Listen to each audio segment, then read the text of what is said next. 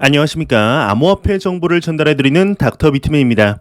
평일의 절반, 수요일도 슬슬 마무리되고 있습니다. 어떻게 오늘 하루 잘 보내셨나요? 엊그제 시작한 비트코인의 회복세로 이제는 회복하겠지 했지만 어제 새벽부터 갑작스러운 조정이 추가적으로 이루어지면서 참 안타까운 상황들이 연출이 되고 있습니다. 이런 상황 속에서도 암호화폐 시장에는 참 많은 소식들이 나오고 있는데 오늘 하루도 잘 마무리하시길 바라면서 수요일의 마무리는 과연 어떠한 소식들이 반겨주게 될지 한번 보도록 하겠습니다. 최근 비트코인의 가격 조정 속에 비트코인에 대하여 그리 좋지 못한 언급들 또한 계속해서 나오고 있습니다. 얼마 전에는 대표적인 비트코인의 비관론자이죠. 피터 시프의 경우 트위터의 CEO 잭 도시가 언급한 하이퍼 인플레이션에 대해서 비트코인에 좋은 영향이 없을 것이라는 언급을 하였었습니다. 오늘은 전설적인 투자자 중 한 명이라고 불리우는 레이 달리오에게서 소식이 나왔는데요. 지난 5월 한 포럼에서 비트코인을 보유하고 있다고 말해 상당히 화제가 되었었는데 오늘 새로운 소식이 나왔습니다. 사우디아라비아의 최대 국부 펀드가 이제 주최한 한 행사에서 상당히 많은 유명 인물들이 참가를 하였는데 이에 과연 긍정적인 이야기를 했을지 아니면 부정적인 이야기를 했을지 같이 한번 보도록 하겠습니다. 브릿지워터의 레이 달리오 비트코인 대신 금을 선택하겠다 이렇게 헤드라인이 장식이 되어 있습니다. 브릿지워터 어소시에이츠의 CEO 레이 달리오의 경우는 사우디아라비아 최대 국부펀드가 주최한 한 행사에서 나는 비트코인보다 금을 선택하겠다라고 밝혔다고 하는데요. 한편 같은 행사에서 맨체스터시티 FC의 회장인 칼둔 알 무바라크 죄송합니다. 발음이 너무 힘드네요. 칼둔 알 무바라크의 경우는 금 대신 최고의 암호화폐 비트코인을 선택하겠다 이야기를 했다고 합니다. 여기에 상당히 많은 인물들이 참가를 했는데요. 얼마 전이죠. 10월 16일 당시 전 세계 최대 자산 운용사 블랙록의 CEO 레리 핑크의 경우 비트코인에 대해서 JP모건의 제이미 다이먼과 비슷하다라는 언급을 하였었습니다. 이전에 제이미 다이먼의 경우는 비트코인을 향해 가치가 없다라는 발언을 하여 화제가 되었었는데 레리 핑크 또한 비슷한 견해를 가졌다는 것이었죠. 레이 달리오가 참석한 행사에 레리 핑크와 골드만삭스 그룹의 회장 데이비드 솔로몬이 참석을 했는데요. 레리 핑크 역시 그때와 마찬가지로 이야기를 하였으며 골드만삭스 그룹의 회장 역시 달러를 더 선호한다라는 이야기를 했다고 합니다. 이 외의 내용은 그리 중요하지 않아서 넘어가도록 하겠습니다. 골드만삭스의 경우도 암호화폐 시장에 대하여 그리 나쁘지 않은 기조를 보였었는데 지난 7월 당시 블록체인 ETF를 신청했을 뿐 아니라 비트코인과 이더리움의 파생상품 거래를 진행해 상당히 화제가 되었었습니다. JP모건도 그렇고 블랙록, 골드만삭스 등의 기업들은 암호화폐 시장의 투자뿐 아니라 실질적인 사업 확장을 하고 있는데 JP모건의 회장 제이미 다이먼을 시작으로 레리 핑크, 데이비드 솔로몬 등 회장들은 비트코인에 대하여 부정적으로 보는 아이러니들이 펼쳐지고 있는데요.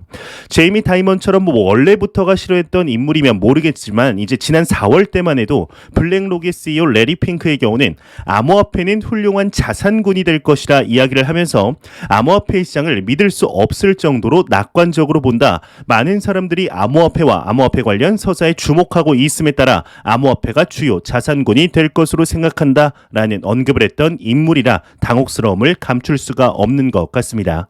어제는 미국 자산 운용 규모 이제 3위의 투자그룹 시티그룹의 회장의 경우는 암호화폐 시장에 대하여 상당히 긍정적으로 보며 금융시장의 일부가 될 것이라는 언급을 하였었는데요.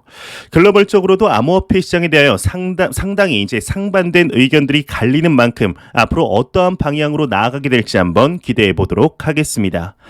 이러한 소식과 더불어서 최근 암호화폐 시장에 가파르게 상승 곡선을 그리고 있는 토큰이 있습니다. 바로 도지코인의 아들 코인이라고 불리우는 시바이누 토큰인데요. 얼마 전 미국의 대표적인 증권 플랫폼이죠. 로빈후드의 시바이누 토큰을 상장해달라는 청원이 올라오게 됩니다. 세계 최대 청원 사이트인 change.org 사이트에 올라왔는데 올라온 지 얼마 안 돼서 무려 25만 명의 서명을 넘기는 기록을 세우게 되죠. 이에 로빈후드의 CEO이죠. 블라드 테네프의 경우는 이제 CNBC의 매드머니에 출연하여서 인터뷰를 하던 중 기자가 이제 역시나 시바이누 토큰 상장 관련 이슈에 관해서 물어보았습니다. 이에 대해서 CEO의 경우는 질문 관련 대답을 자연스럽게 회피하는 모습을 보여주었었는데 여기에 어제는 추가적으로 로빈후드의 경쟁 업체라고 불리우는 퍼블릭닷컴에 시바이누 토큰이 상장되는 모습을 보여주었었습니다. 이에 청원에 관한 서명 러시가 멈추지 않는 것 같은데 25만 명을 뛰어넘었다고 하는데요. 내용 같이 한번 보도록 하겠습니다. 로빈후드, 시바이누 상장 글로벌 청원 30만 명 이상이 서명을 했다 헤드라인이 장식이 되어 있습니다.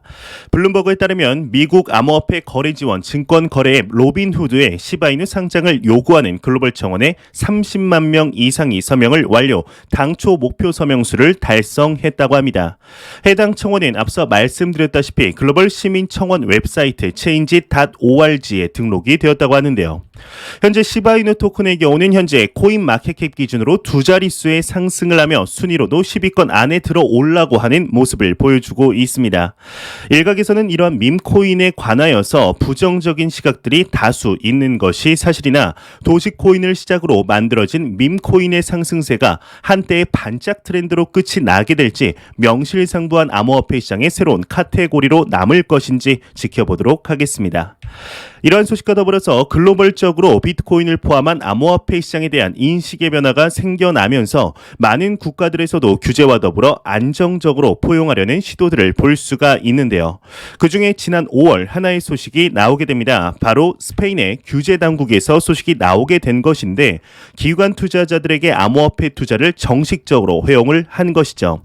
이 소식이 나오기 바로 전달인 이제 4월 당시 독일에서도 기관 투자자들에게 암호화폐 투자를 허가하는 법안이 나와 상당히 화제가 되었었는데요. 시간이 흘러 화폐 역사에 아주 큰 이정표가 하나 나오게 됩니다. 바로 엘살바도르에서 비트코인을 법정화폐로 정식 지정을 한 것이죠. 하지만 이때 앞서 나온 스페인에서 엘살바도르의 비트코인 지정에 관하여 신랄한 비판을 하게 됩니다. 이렇게 그래도 선을 긋는 것인가 생각이 들던 찰나 오늘 새로운 소식이 나왔습니다.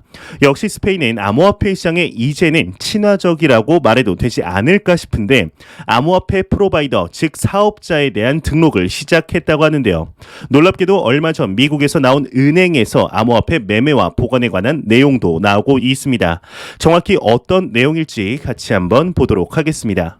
스페인 중앙은행 암호화폐 거래업자 등록제를 시작했다 헤드라인이 멋지게 장식이 되어 있습니다.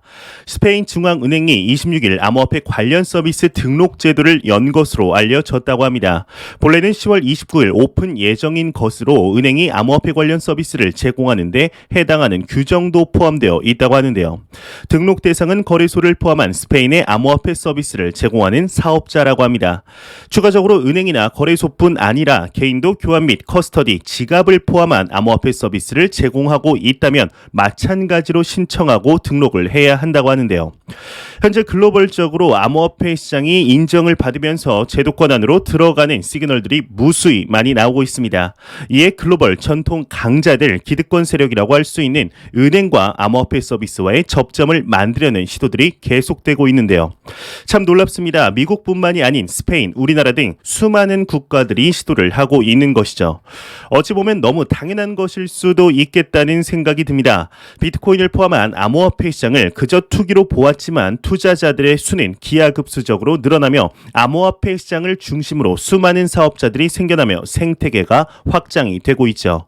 또한 투자자들의 대부분의 자금이 물론 콜드 월렛을 사용하시는 분들도 있지만 아직까지는 대부분 핫 월렛이라고 불리우는 거래소 내 지갑에 자금들이 예치되어 있는 상태입니다.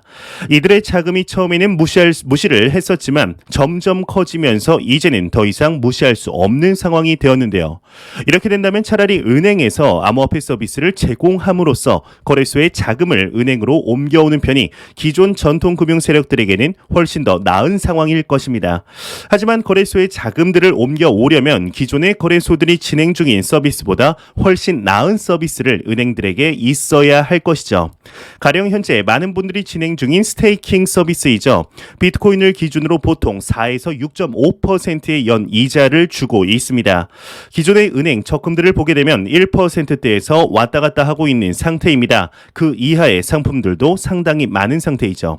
이러한 점에서 은행이 비트코인을 단순 매매와 적금 서비스만으로는 거래소 자금들을 유입시킬 수가 없을 텐데, 이러한 은행과 거래소 간의 경쟁이 심화될수록 암호화폐 투자자들은 오히려 좋다라는 인식이 펼쳐지게 될 텐데요.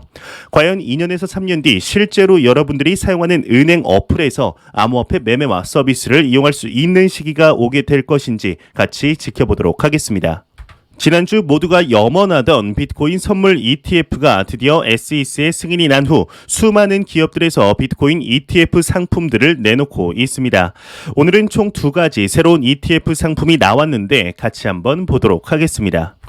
위즈덤트리의 상품 ETF인 WTMF에 이제 비트코인 선물 추가 운용 계획이다 헤드라인이 장식이 되어 있습니다. 미국 자산 운용사 위즈덤트리가 운용하는 ETF WTMF에 암호화폐 비트코인의 선물 계약을 집어 넣는 것을 계획하고 있다고 합니다. 지난 25일 미국의 증권거래위원회 SEC로 이제 제출된 서류로 밝혀졌다고 하는데요. 이 WTMF는 원유, 천연가스, 금이나 은 등 20여 종의 상품 선물을 액티브로 운용하는 ETF가 추가할 대상은 이제 CM이죠. 시카고 상품 선물 거래소가 제공하는 비트코인 선물이라고 합니다. 현재 WTMF의 총 운용액은 한화 무려 1,600억 원으로 최대 5%를 포트폴리오 비중에 비트코인 선물을 충당할 수 있는 것으로 알려졌다고 하네요. 이외의 내용은 그리 중요하지 않아 넘어가도록 하겠습니다. 총 2가지 ETF 상품이 신청이 되었다고 말씀을 드렸는데, 또 하나의 ETF가 무엇인지 같이 한번 보도록 하겠습니다. 뉴욕 자산운용사 다이렉시온 비트코인 선물 인버스 ETF를 신청했다 헤드라인이 장식이 되어 있습니다. 뉴욕 자산운용사 다이렉시온은 미 증권거래위원회 SEC의 비트코인 선물 인버스 ETF 승인을 신청했다고 합니다. 해당 ETF의 정식 명칭은 다이렉시온 비트코인 스트래티지 베어 ETF라고 하는데요. CME에서 발행한 비트코인 선물 계약에 숏 포지션에 투자하며 비트코인에 직접 투자하지는 않는다고 합니다. 앞서 2018년 다이렉시온은 비트코인의 ETF 신청을 했으나 SEC로부터 불업 판정을 받은 바 있다 내용이 마무리되고 있습니다. 현재 수많은 투자자분들의 염원이라고 불리우던 현물은 아니지만 비트코인 ETF, 선물 ETF의 승인 이후 가파른 진행들이 이루어지고 있습니다. 이제 남은 것은 단 하나이죠. 비트코인 현물 ETF인데요. 얼마 전 글로벌 1위의 비트코인 펀드를 운용하고 있는 그레이스케일에서 GBTC 펀드를 ETF로 전환하기 위해 신청서를 내었죠. 이로써 현물 ETF에 관한 기대감도 높아져 가고 있는데, 과연 이번 연도 비트코인 현물 ETF의 승인이 가능하게 될지 한번 지켜보도록 하겠습니다. 최근 암호화폐 시장에 관해서 이야기를 할 때 빼놓을 수 없는 국가가 있습니다. 바로 우리나라 대한민국인데요. 현재 암호화폐 시장의 투자자들이 가장 우려하고 있는 것은 정말 내년 2022년 1월 1일부터 암호화폐 시장에 과세가 시작이 되는 것인지 아니면 유예하는 것인지에 관심이 쏠려 있습니다. 이에 홍남기 경제부총리의 경우는 더 이상의 유예는 없다라는 강경한 입장을 취하고 있지만, 여당과 야당에서는 현재 4개의 과세 유예안이 발의가 된 상태이죠. 이에 국세청에서 오늘 소식이 나왔습니다. 과세를 앞두고 국내 거래소에 대한 컨설팅을 진행을 했다고 하는데, 과연 어떠한 내용인지 같이 지켜보도록 하겠습니다. 국세청 가상화폐 과세 앞두고 국내 거래소 컨설팅을 진행했다 헤드라인이 장식이 되어 있습니다. 아시아 경제에 따르면 가상화폐 과세를 약 2개월 앞두고 국세청이 국내 가상화폐 거래소들을 대상으로 컨설팅을 진행한 것으로 확인이 되었다고 합니다.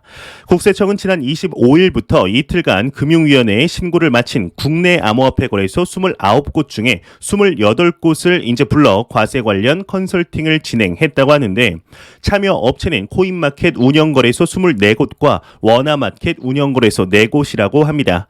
이제 워나마켓 운영거래소 4곳이면 4대 거래소인 빗썸, 업비트, 코빗, 코이너는 모두 참여를 했다는 것이죠. 컨설팅은 소득세법에 따른 가상자산 명세서를 작성하는 방법과 당국에 제출하는 절차 등을 중심으로 이루어져 있으며, 국세청은 취득가액을 증명할 수 없는 자산에 대해서는 취득가를 0원으로 산정한다는 방침도 전달이 되었다고 합니다.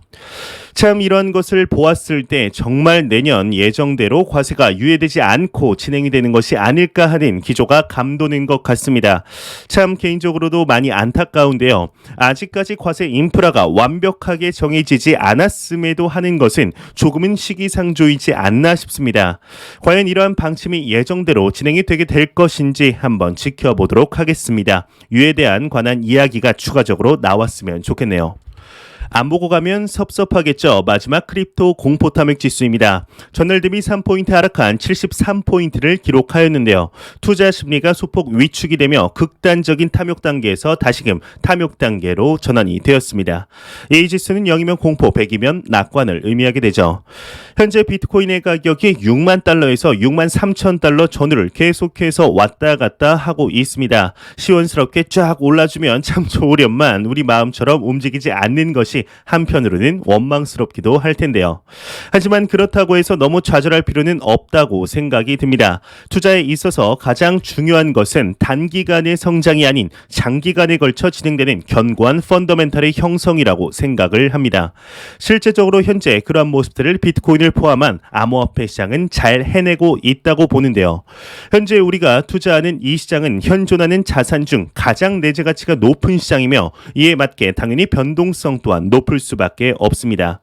현재 투자를 하고 계신 분들이 모두 건강한 투자 철학과 마인드를 가지고 계신다면 10년 안에 모두 경제적 자유를 이제 이룰 수 있다고 생각하는데 절대적으로 단기적인 변동성에 흔들리지 마시고 길게 보시며 여유 자금으로 항상 투자하시길 진심으로 바라보겠습니다. 마지막으로 코인 마켓캡에서 메이저 탑10 코인들 전반적으로 살펴보고 마무리하도록 하겠습니다. 시가총액 1위의 비트코인의 경우는 전날 대비 2.4% 하락한 이제 68,800달러대, 그리고 이더리움의 경우는 전날 대비 1.41% 상승, 일주일 전 대비해서는 10% 상승한 4,252원대를 보여주고 있습니다. 우리의 이제 테더는 환율이죠. 하나로 바꿔서 다시 보니까 환율은 지금 1,169원으로 전날 대비 계속해서 이제 하락하는 모습을 보여주고 있습니다. 지금 시가총액 6위 이제 솔라나가 XRP를 넘어섰습니다. 전날 대비 2.83% 하락한 23만 5천원대. 지금 7위의 리플 XRP의 경우는 전날 대비 1.77% 하락한 1,280원대를 보여주고 있습니다.